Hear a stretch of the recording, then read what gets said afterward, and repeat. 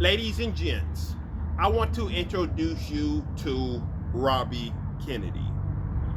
Robbie Kennedy here thinks it's acceptable to refer to the individual that stabbed this girl in the neck on that subway simply for being in the skin that she's in a very derogatory racist slur.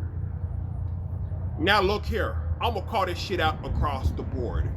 And first thing is first, I 1,000% agree that this individual is more than competent enough to stand trial.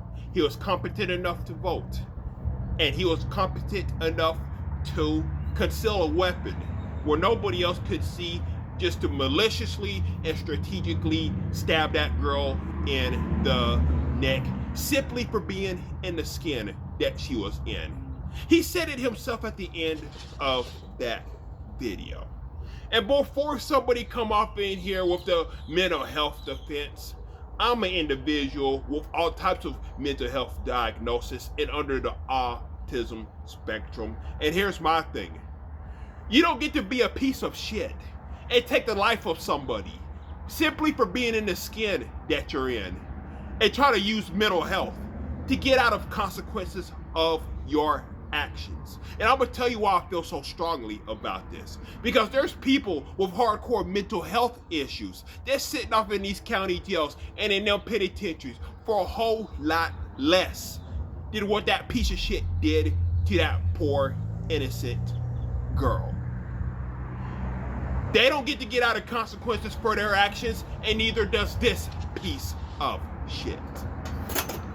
Now that we got that out the way, back to the racist piece of shit that said the racist slur. As far as I'm concerned, him and the piece of shit that took that life of the innocent young lady can both go to the gallows and get strung. I may have my prejudiced tendencies towards white supremacists and fake white allies. But that does not mean that I promote or condone or advocate the idea of anyone being extinguished simply for being in the skin that they're in.